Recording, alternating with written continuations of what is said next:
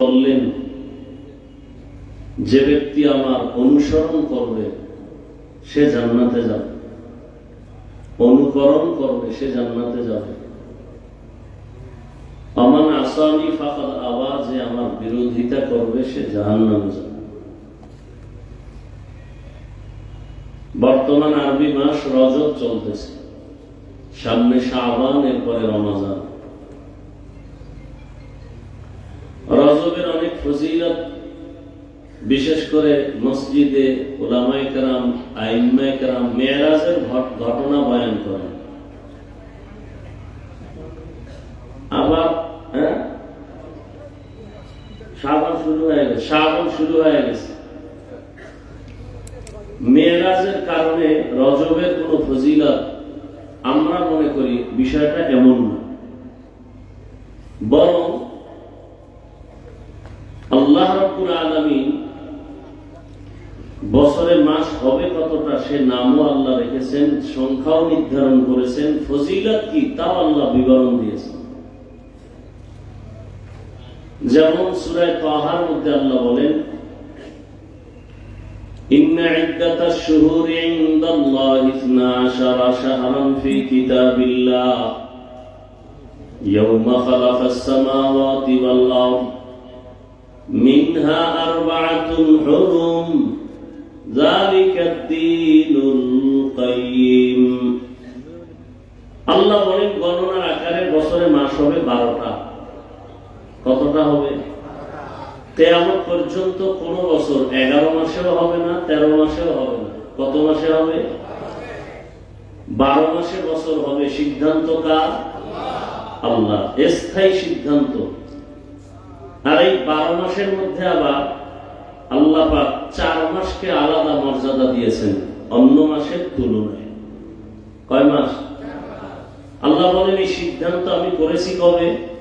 আসমান জমিন সৃষ্টি করছি যেদিন, ওদিন এই সিদ্ধান্ত করে লাউহে মাহফুজে লেখা হয়ে গেছে। ওই যে 4 মাস বড় দামি শ্রেষ্ঠ, এর মধ্যে 1 মাস রজব, আর হলো হজের মাস, হজের আগের মাস, হজের পরের মাস। এই 4 মাস, জিলকাদা, যুলহিজ্জা, মুহররম। নবীজি রজব আসলেই আমল শুরু করে দিতেন এবং উম্মতকে দোয়া করতে বলতেন, আল্লাহুম্মা বারিক লানা ফি রজব ওয়া শাবান ওয়া বাল্লিগনা রমাযান। আয় আল্লাহ, রজব ও শাবানে আমাদেরকে বরকত দান করেন, হায়াত বাড়ায়া রমজান পর্যন্ত পৌঁছায়। আমরা অনেকে জানি, অথচ আমল করি না। আবার সামনে আসতেছে শবে বরাত। আমাদের বাংলাদেশে নিয়েও কিলোকাল, বিভিন্ন মতানৈক্য। শাবানের 14তম রাত, তারিখের দিবাগত রাত, 14 তারিখ আরবি শাবানের দিন গিয়া রাত হলো 15 তারিখের রাত। নিসফে মিন শাবান, এই রাতে আল্লাহ রাসূলের হাদিস, কুমু লাইলাহা ওয়া সুমু ইয়াওমাহা, রাতে তোমরা দণ্ডায়মান থেকে আল্লাহর ইবাদত করো, পরের দিনে রোজা রাখো, নফল রোজা। বিস্তারিত আলোচনা করার সুযোগ নেই, তবে এতটুকু মনে রাখবেন, শবে বরাত বা আমরা যে নিসফে মিন শাবানের আমল করি, এটা হক। এই আমলটা কি ভাই? করা ফরজ না, করলে ওখানে কোনো গুনাহ নেই। সারা রাত ইবাদত করবেন, পরের দিন রোজা রাখবেন, এটা হক। বরং এটাকে নিয়ে যারা মানুষকে বিভ্রান্ত করে তারা বাতিল। তারা কি? বাতিল। হ্যাঁ, শবে বরাতের নামে যদি কেউ সারা রাত ইবাদত বাদ দিয়ে গুনাহ করে, গল্প গুজবে রাত কাটায়, তো সেটা তো সবার কাছেই অপরাধ। সামান্যতম কোনো মানুষের উল্টাপাল্টা চলাফেরা দেখে তো আর মাসআলা ডানবাল হবে না। মাসআলার জায়গায় মাসআলা থাকবে, ফতোয়ার জায়গায় ফতোয়া থাকবে, আমলের জায়গায় আমল থাকবে। আপনি নামাজ পড়েন না, এজন্য নামাজের বয়ান করা যাবে না, এটা তো হতে পারে না। আপনি ঠিকমতো পর্দা করেন না, এর মানে পর্দার বয়ান করা যাবে না, এটা হতে পারে না। এখন তো ইসলাম হাওয়ায় উড়ে, হাওয়ায়। যদি প্রশ্ন করি, ভাই আপনি টুপি পরেন না কেন? বলে টুপির মধ্যে কি ইসলাম? ভাই আপনি দাড়ি রাখেন না কেন? বলে দাড়ির মধ্যে কি ইসলাম? ভাই আপনি পর্দা করেন না কেন? বলে পর্দার মধ্যে কি ইসলাম? মদিনার পোশাক পরেন না কেন? বলে পোশাকের মধ্যে কি ইসলাম? কি বুঝলাম? টুপির মধ্যে ইসলাম নাই, দাড়ির মধ্যে ইসলাম নাই, পোশাকে ইসলাম নাই, পর্দায় ইসলাম নাই, তো ইসলাম কই? বলে হাওয়ায় উড়ে। ইসলাম হাওয়ায়। এই চালাকি চলতেছে সমাজে। আপনি যদি জান্নাত পেতে চান, রসুলের আদর্শ সুপারিশ পেয়ে জান্নাত পেতে চান, আপনি নামাজ পড়তে সমস্যা কেন? দাড়ি রাখতে আপনার সমস্যা কেন? আপনাদের জেনারেল লাইনে RAB, army, police, BDR, OC, DC, SP দাড়িওয়ালা নামাজি নাই? তাহলে আপনি উল্টা পাল্টা বক্তব্য দেন কেন? দাড়ি না রাখা এক জিনিস, দাড়ি পছন্দ না করা আর এক জিনিস। কেউ যদি দাড়ি না রাখেন, তাকে গালি দেওয়া যাবে না, কারণ তার অন্তরের হালাত বুঝতে হবে। যদি বলে হুজুর দাড়ি রাখতে পারি না, দোয়া করেন, চেষ্টা করবো, তাহলে সে দাড়ি না রাখার পরেও সে মুমিন। আর যদি বলে দাড়ি না রাখলে অসুবিধা কি, বেঈমান। কথা বুঝাইতে পারছি? নামাজ পড়ে না, দোয়া করেন, পড়ব, মুমিন। আর যদি বলে নামাজ না পড়লেও দিল পরিষ্কার, নামাজের প্রয়োজন নাই, বেঈমান। কথা বুঝতেছেন তো? তাহলে নামাজ না পড়া আর পছন্দ না করা এক না। কোরআনের মধ্যে ইসলামের রাষ্ট্রনীতি আছে না নাই? আপনি ইসলামের রাজনীতি করেন না, কোনো দ্বন্দ্ব নেই। যদি বলেন পছন্দ করি না, তবে ঈমান। অনেক নামাজ পড়ে না, দাড়ি রাখে না, আমরা গালি দেই না, বুকে লাগাই, হাসি মুখে সালাম দেই, কথা বলি।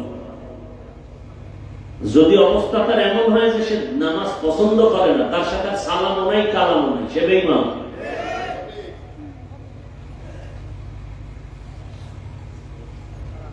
তো বছরে মাস হবে 12টা, এর মধ্যে 4 মাস বড় দামি।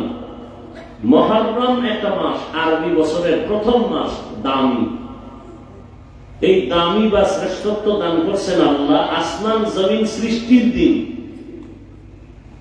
অনেকে মুহররমের কারবালার ঘটনা দিয়া প্রমাণ করতে চায় যে কারবালার কারণে মুহররমের দাম, অথচ মুহররমের শ্রেষ্ঠত্ব আসমান জমিন সৃষ্টির দিন সিদ্ধান্ত। ঠিক তেমনি ভাবে রজব, হজের মাস। রসুলের মেরাজ রমজানে হয়েছে, এই বর্ণনাও আছে। হজের মাসে হয়েছে, হজের আগের মাসে রসুলের মেরাজ হয়েছে। রজবে হয়েছে এরকম কোন নিশ্চয়তা কেউ দিতে পারবে না। ইতিহাস নবী নির্দিষ্ট করে বলেন নাই যে মেরাজ রজবে হয়েছে, তবে মেরাজ হয়েছে এটা ঠিক। এটাকে সন্দেহ করলে সে বেঈমান হয়ে যাবে। এবং মেরাজ হয়েছে রসুলের সশরীরে, স্বপ্নে নয়। ১,৫০০ বছর পরে বহু নাস্তিক এখনো এই মেরাজের ঘটনাকে অস্বীকার করে, বলে স্বপ্ন যোগে হয়েছে। ভালো করে বুঝি, সময় কম যেহেতু। মেরাজ কি, মেরাজ কেন, মেরাজ কিভাবে? মেরাজ সম্মানের লাইনে আল্লাহর মহব্বতের বন্ধনে উপরে উঠার নাম মেরাজ। উরুজ থেকে মেরাজ। ভালো করে বুঝার চেষ্টা করেন। সম্মানের মানদণ্ডে রবের মহব্বতের বন্ধনে উপরে আগায় যাওয়ার নাম, উঠার নাম মেরাজ। এই মেরাজ 2 প্রকার, জাহিরি আর বাতিনি। জাহিরি মেরাজ আর একটা হলো বাতিনি মেরাজ। জাহিরি মেরাজ যেমন রসুলকে বাইতুল্লাহ থেকে বাইতুল মাকদিসে নিতেছেন সম্মানের সাথে, ডানে বামে সামনে পেছনে 70,000 ফেরেশতা, জিবরাইল মিকাইল সাথে। বাতিনি মেরাজ কেমন দেখা যায় না, কিন্তু মর্যাদায় উপরে আগায় যাইতেছে। এমন একই দস্তরখানে বসা, এক লেভেলে আবু বকর, ওমর, ওসমান, আলী, রাসূল সাল্লাল্লাহু আলাইহি ওয়াসাল্লাম একসাথে বসা দস্তরখানে খাচ্ছেন। এই 5 জন ব্যক্তি কি সমান মর্যাদা? রহমতের নবীও সেখানে আছেন। এটা হলো বাতিনি মেরাজ। আমার রসুলকে আল্লাহ পাক জাহিরি বাতিনি দোনোটা মেরাজ দান করছেন, এবং সমস্ত নবী রসুলের মেরাজ হয়েছে। সমস্ত নবী রসুলের মেরাজ হয়েছে। সমস্ত নবী রসুলের মেরাজ জমিনে, আপনার আমার রসুলের মেরাজ আরশে আজিম। সুবহানাল্লাহ আসে না? সমস্ত নবীদের মেরাজ কোথায়? জমিনে। আপনার আমার রসুলের মেরাজ আরশে আজিম। নাম্বার 3, সমস্ত নবী রসুলদের মেরাজ হলো ইমতিহান,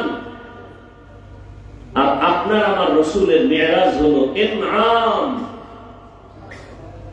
সমস্ত নবী রসুলদের মেরাজ হলো পরীক্ষা, আর একমাত্র আমার রসুলের মেরাজ হলো পুরস্কার।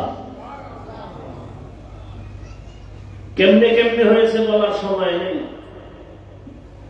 পয়গম্বর আদম আলাইহিস সালাতু ওয়াস সালামের মেরাজ হয়েছে আরাফার ময়দানে। ইব্রাহিম নবীর মেরাজ হয়েছে আগুনের মধ্যে। মূসা নবীর মেরাজ হয়েছে তুর পাহাড়ে। ইউনুস নবীর মেরাজ হয়েছে মাছের পেটের ভেতরে। ঈসা নবীর সাথে মেরাজ দ্বিতীয় আসমানের মধ্যে। দুনিয়াতে সব নবীদের মেরাজ হয়েছে আল্লাহর সাথে মহব্বতের বন্ধনের উপরে মর্যাদা আগায় যাওয়ার নাম মেরাজ। নমরুদ তাকায় দেখে ইব্রাহিম নবী আগুনে জ্বলতেছে, কিন্তু না, রবের সাথে মহব্বতের কথা চলতেছে। ইউনুস নবী মাছের পেটে আছেন, তবে আল্লাহর সাথে কথা বন্ধ নাই। আল্লাহ আমার নবীকে মেরাজ দেওয়ার জন্য আরশে আজিমে দাওয়াত দিলেন, কারণ সব নবী রাসূল আমার আল্লাহ তাআলার আশিক, আর আমার আল্লাহ হলেন মুহাম্মদের আশিক। আল্লাহ পাক রব্বুল আলামিন নবীর মেরাজ করালেন রাতের বেলা। কেন? বলে বন্ধুর সাথে বন্ধুর মহব্বতের আলোচনা, অন্ধকারে নির্জনে বড় মহব্বতের আলোচনা জমে।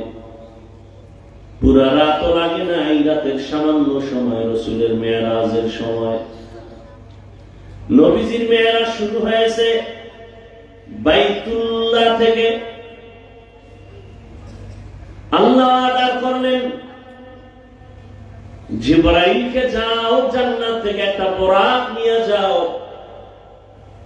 রহমতের নবীকে দাওয়াত দিয়া বোরাকে নিয়ে আসো। হুয়া হুকুম जिब्राइल को उशिता बोराके के जन्नत से कर इंतखाब सजा उसको ज़ेवर से तू ताबा पा फिर उसको तू काबा में ले करके जा। जिब्राइल अमीन जन्नत থেকে একটা বোরাক নিয়া বাইতুল্লাহ হাজির হয়ে গেলেন। বোরাকটা বাইতুল্লাহর মধ্যে রাইখা রাতের গভীর রহমতের নবী ঘুমান। নবীজির আদত এশার নামাজ পড়েই নবী ঘুমায় যান, দুনিয়াবি কথা কারোর সাথে হয় না। আবার রাতের শেষ ভাগে নবী সজাগ হয়ে আবার ইবাদতে মশগুল হয়ে যান। নবী ঘুমাইলে তার চোখ বন্ধ থাকে, কিন্তু তার কলব কখনো ঘুমায় না।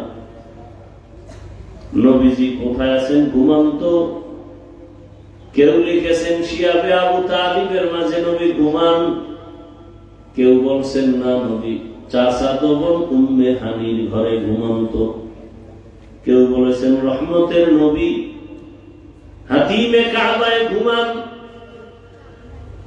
তিনটা কথাই সত্য। শিয়াবে আবু তালিবের এরিয়ার মাঝখানে চাচাতো বোনের ঘর। জিবরাইল আমিন ওই ঘরে ঢুকলেন উপর থেকে, ছাদ থেকে, দরজা খুলেন নাই। জিবরাইল আমিনের 600 নূরের পাখা এক পাশে চাপাইয়া রহমতের নবীকে সজাগ করলেন। পা মোবারকের তলায় পাখা স্পর্শ করেছে, নবী সজাগ হয়ে গেছেন। তাকায় দেখে জিবরাইল, কি ব্যাপার? বলে সুসংবাদ নিয়ে আসছি। বলে উপর থেকে এরকম 7 ছিদ্র কেন? বলেন উপর থেকে নামছি, দরজা দিয়ে কেন ঢুকো নাই, উল্টা ঢুকলা কেন? জিবরাইল বলেন আজ যত ব্যবহার সব হবে উল্টা। রহমতের নবীকে ওখান থেকে উঠাইয়া হাতিমে কাবায় নিলেন। নবী ওখানে গিয়ে আবার তন্দ্রায় পড়েছেন, আবার ওখান থেকে উঠাইলেন। উঠাইয়া জমজম কূপের কিনারায় নিয়ে গেছেন। নবী বলেন ওখানে নেওয়ার পরে জমজম কূপের পানি দিয়ে আমি ওযু বানাইলাম। আমাকে ঠিকভাবে সয়া দেওয়া হলো, আমার বুকটাকে চেরা হলো। বুকের মাঝের থেকে কলব মোবারক বের করে স্বর্ণের পেয়ালায় রাখা হলো। জমজম কূপের পানি দিয়ে ধুইয়া ফেললো, আবার ভেতরে দিয়ে লাগাই দিল। আগের মতো হয়ে গেল, সেলাই লাগলো না, রক্ত গেল না, কোনো ব্যথাও পেলাম না। এইভাবে ওপেন হার্ট সার্জারি আমাকে করা হয়েছে 4 বার। কয়বার? 4 বার।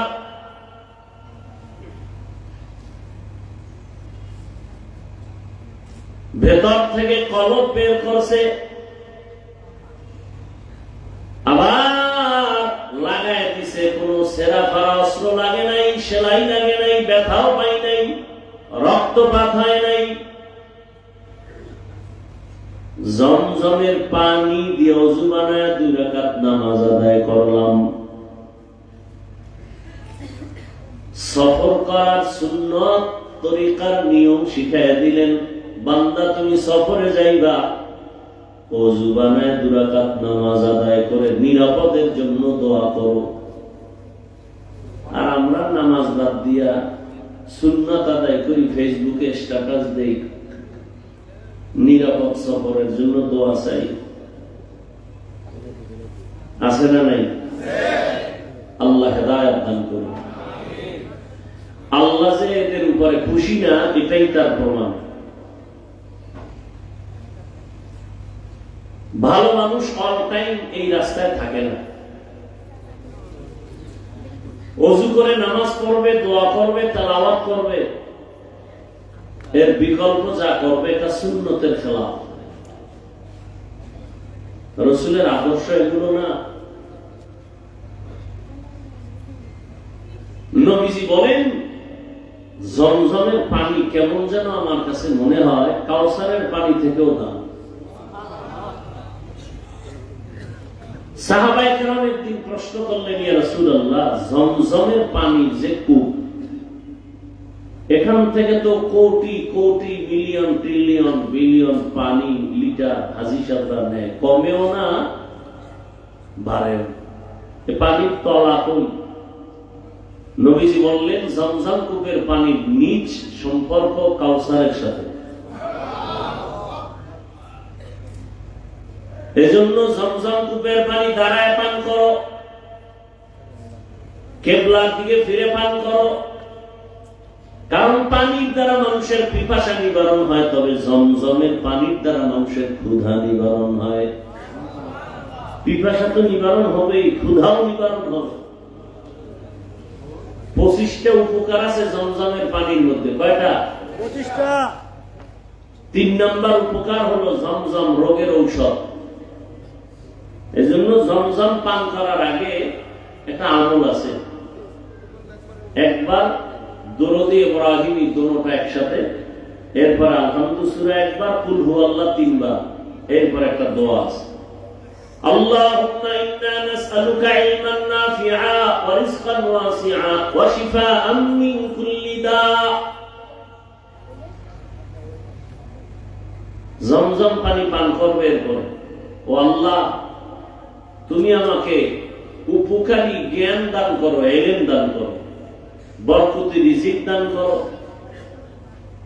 এবং তুমি আমাকে সমস্ত রোগ থেকে পরিচ্ছন্ন আমাকে মুক্ত করো, রোগ মুক্তি করে দাও, পবিত্র বানায় দাও। জমজম পানি এত দামি, পৃথিবীর সমস্ত মানুষ, চিকিৎসা বিজ্ঞানীরা একমত জমজমের মতো বিশুদ্ধ পৃথিবীতে আর কোনো পানি নেই। রহমতের নবী বললেন, নামাজ শেষ, এবার বোরাকে উঠবো।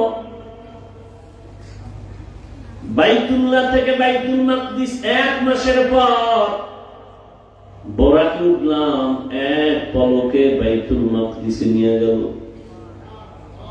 মাঝখানে আরো ঘটনা হয়েছে। কি? প্রথমে আমি গিয়ে মদিনায় নামছি, ওখানে 2 রাকাত নামাজ পড়ছি, ওখান থেকে বোরাক টান দিচ্ছেন, পথে আবার পাচ্ছে তুর পাহাড়, দেখলাম মুসা নবীর কবর, দেখলাম মুসা নবী কবরে নামাজ আদায় করেন। কি আদায় করেন? প্রশ্ন বড় কঠিন। কবরে নামাজের দরকার কি? নাম্বার 2, কবরের মধ্যে নামাজ পড়ে আবার কিভাবে? কবর তো এমনি ছোট, কেমনে পড়ে? বিভিন্ন প্রশ্ন। এবার আরেক দল দলীয়ভাবে প্রশ্ন করে, সমস্ত নবীরা কবরে মরা, নামাজ পড়ে কেমনে? আহলে সুন্নাত ওয়াল জামাতের চূড়ান্ত আকীদা, কোনো ভেজাল নাই। সমস্ত নবী রাসূল কবরে অল টাইম, কিয়ামত পর্যন্ত হায়াতুন নবী, জিন্দা। قال النبي صلى الله عليه وآله وسلم الأنبياء أحياء في قبورهم يصلون। নবী পয়গম্বর কবরে জিন্দা, সবাই নামাজ আদায় করেন। আল্লাহ কোরআনে বলেন, ওয়াহুম ইউরযাকুন। আম্বিয়া কিরামদের কবরে আল্লাহ খানা দেন। খানা কি দেন? কি রুটি না ভাত? কত প্রশ্ন। কোরআনে বলেন, আমি আল্লাহ এদেরকে রিজিক দেই।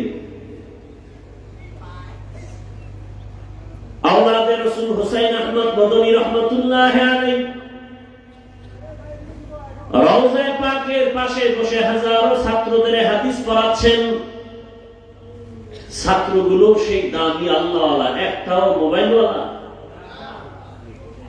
আর এখন ছাত্র সব মোবাইলওয়ালা। যেই প্রতিষ্ঠানে মোবাইল চালাতে দেবে না, সে প্রতিষ্ঠানে ছাত্র পাওয়া যায় না। আগে গিয়ে দেখবে এখানে কি মোবাইলের কোন টাইপ, কোন নিয়ম আছে কিনা, থাকলে এখানে ভর্তি হবে না। বড় আফসোস। আর সে ছাত্র কত আল্লাহ, যখন এই হাদিসটা আওলাদে রাসূল পড়ালেন যে নবীরা কবরে জিন্দা, হায়াতুন নবী, বলে এটা কেমনে? আবার নামাজও পড়ে, বলে কেমনে? ছাত্ররা প্রশ্ন করা মাত্র আওলাদে রাসূল বললেন, যিনি হাদিস বলছেন তিনি তো রওজায় আছে, তাকে জিজ্ঞাসা করো। ছাত্ররাও তো সব 5 ওয়াক্ত নামাজি, তাহাজ্জুদওয়ালা, তাকওয়াওয়ালা। মুরাকাবায় গেল, চোখ বন্ধ করে মুরাকাবায়, দেখে রাসূল সিজদায় পড়ে আছেন।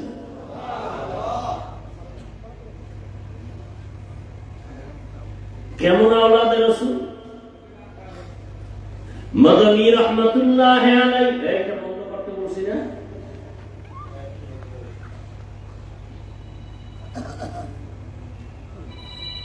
মাদানী রাহমাতুল্লাহ আলাইহি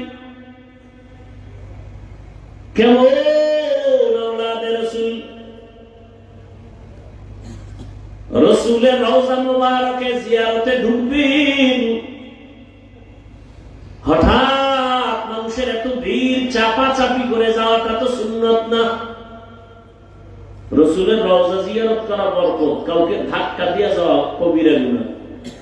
এই আবেগলা মুসলমানেরা, হজরে আসওয়াদে চুমা খাওয়া বড় বরকত, কাউকে ধাক্কা দিয়ে যাওয়া হারাম।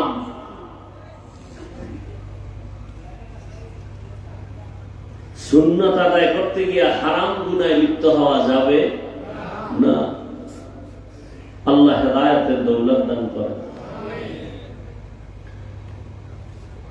আওলাদে রাসূল দেখলেন যে ধাক্কা দিয়ে যাওয়ার দরকার নেই, আরো পিছনে চলে আসলেন।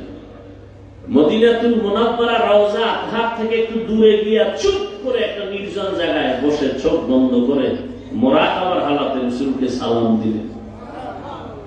রাসূলের রওজা থেকে আওয়াজ আসতেছে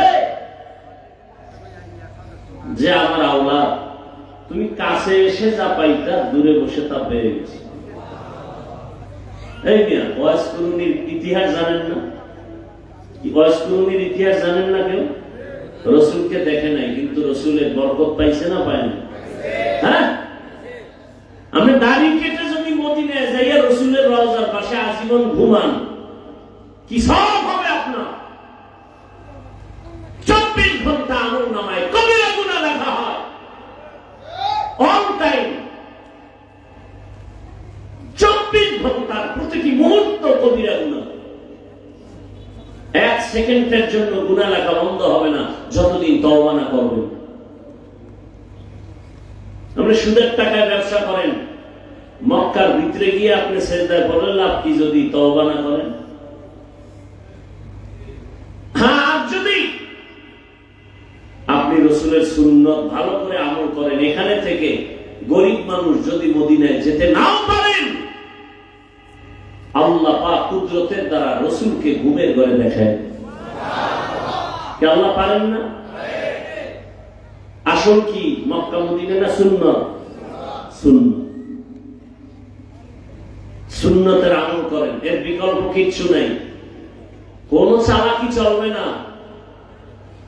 ওই যে আওলাদে রাসূলের কথা এতবার বলতেছি, তিনি বাংলাদেশে আসছেন, বিশেষ করে সিলেটে আর চট্টগ্রামে বেশি সময় দিতেন। মাদানী রাহমাতুল্লাহ আলাইহি, তো মানুষ যাইতো আওলাদে রাসূল দেখতে, তো গেলে দেখতে যায় একটু মুসাফা করে না, কি করে সাক্ষাৎ দেয় না? হাজার মানুষ সাক্ষাতে যাইতেন, 2 শ্রেণীর মানুষের সাথে হযরত হাত মিলাইতেন না। কয় শ্রেণী? 1 শ্রেণী যারা দাড়ি কাটে ছাটে, এদেরকে বলতেন, এই দুশমনের রাসূল, রাসূলের কলিজায় আঘাত করো, আবার সুন্নাত আদায়ের জন্য পাগল কেন? রাসূলের দুশমনের হাতে আমি হাত মিলাই না, যাও। আওলাদে রাসূল তো, রাসূলের আওলাদ তো। আর 1 শ্রেণীর মানুষের সাথে হাত মিলাইতেন না যারা সাহাবায়ে কেরামের বিরোধিতা করে, এরা রাসূলের দুশমন। এরা কি? সাহাবায়ে কেরামের বিরুদ্ধে যারা ইশারা ইঙ্গিতে অন্তরে কোনো ধারণা রাখবে খারাপ, বলবে খারাপ, এরা সম্পূর্ণ বাতিল, ভণ্ড। এদের যারা বাতিল বলবে না, তারাও বাতিল। এই 2 শ্রেণীর ব্যক্তিদের সাথে আওলাদে রাসূল হাত মিলাইতেন না। ও উম্মত, রাসূলের আশিক দাড়িবিহীন অবস্থায় রাসূলের সামনে কিভাবে দাঁড়াবে? রাসূল কি লজ্জা পাবেন না? বড় আফসোস। আল্লাহ হেদায়েত না দিলে আমার বয়ান কেন, স্বয়ং রাসূল বয়ান দিলে ওর কপাল খুলবে না। কি ভাই? যে রাসূলকে এক নজর দেখলে ভালোবাসার জাহান্নাম হারাম হয়ে যায়, সেই রাসূলকে 13 বছর দেখছে, বয়ান শুনছে, কালেমা পড়ে নাই আবু জাহাল। আর 27 বছরের যুবক সন্তান তরবারি নিয়ে দৌড়ায় আমার নবীকে জবাই করার জন্য। রহমতের নবী চেহারা মোবারক দেখা মাত্র তরবারি ফেলে ক্ষমা চায় বলে, রহমতের নবী বেয়াদবি ক্ষমা করে আমাকে মুসলমান বানায় দেন। তরবারি ফালায় কালেমাওয়ালা হয়ে গেল 27 বছরের যুবক। নাম কি? এর নাম কপাল। কপাল যদি নষ্ট হয়, রসুলের বয়ানেও কপালে কালেমা আসে না। আর কপাল যদি খুলে যায়, নবীজিকে জবাই করতে গিয়াও কালেমাওয়ালা হয়ে যায়। কপাল যদি খুলে, এক কথায় বান্দার হেদায়েতের দরজা খুলবে। আর কপাল খারাপ হলে হাজারো বয়ান শুনবে, এক বয়ানও তার সিনার মধ্যে ঢুকবে না। বলবে হুজুরেরা তো এমনই কয়। বয়ানের ফলাফল কি? হুজুরেরা তো এমনই কয়। বাদ দাও হুজুরদের বয়ান, হুজুররা করবে, আমাদের চলা আমরা চলবো। আমি তো প্রায় মাহফিলে ইদানিং বলি, আমাদের ওলামায়ে কেরাম যদি মাঠে ময়দানে কথা না বলতেন, সোনার বাংলাদেশটা বেশ্যাখানা হয়ে যেত বহু আগে। দেখেন না, এত বয়ানের পরেও তসবিহ গুনতেছে বাঙালিরা। আসবে কবে সেই ভোটের আগের রাত? টাকায় বিক্রি হয়ে যাব কুত্তার মতো। বাজারে একটা মুরগি কিনতে গেলে লাগবে ভালো মানের 1000 টাকার মতো। ভালো মানের একটা ছাগল কিনলে লাগবে 20,000 টাকা। ভালো মানের একটা গরু কিনলে লাগবে 1 লাখ। সোনার বাংলার আশরাফুল মখলুকেরা বিক্রি হবে ভোটের আগের রাতে বাজার দরে 500 টাকা। তার মানে ছাগলের দামেও নাই, ও ছাগলের চেয়েও খারাপ, ও গরুর চেয়ে খারাপ, ও শুকর চেয়ে খারাপ, ও কুকুর চেয়ে খারাপ। টাকায় কুকুর বিক্রি হয়, পশু বিক্রি হয়, অমানুষ বিক্রি হয়। মানুষ টাকায় বিক্রি হতে পারে না। যারা টাকায় বিক্রি হবে ভোটের আগের রাত্রে, ওরা মানুষ না, ওরা অমানুষ। আল্লাহ কোরআনে কি বলছেন? ওয়ালাকাদ যারানা লিজাহান্নামা কাসীরান মিনাল জিন্নি ওয়াল ইনস লাহুম কুলুবুন লা ইয়াফকাহুনা বিহা ওয়া লাহুম আ'ইনুন লা ইবসিরুনা বিহা ওয়া লাহুম আযানুন লা ইয়াসমাউনা বিহা উলাইকা কাল আন'আমি বাল হুম আদাল উলাইকা হুমুল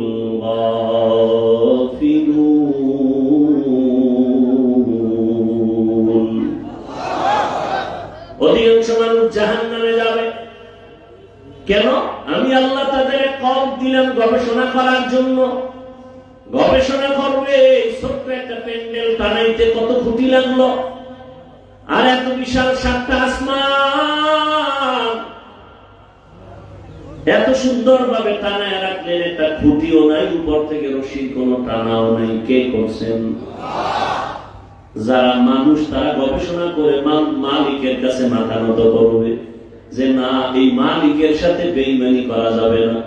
মালিকের দেয়া সূর্যের আলো, আল্লাহর দেয়া চাঁদের আলো, আল্লাহর দেয়া বাতাস ভোগ করি, আল্লাহর দেয়া পানি, আল্লাহর দেয়া জমিনের ফসল খাই, গাছের ফল খাই, আল্লাহর দেয়া নদীর মাছ খাই, সব আমার আল্লাহর দেওয়া। খাইয়া কেমনে আমি আবার মানুষের গোলাম হয়ে যাই? আপনারা বলেন তো, মসজিদ থেকে দামি কোন জায়গা আছে কিনা?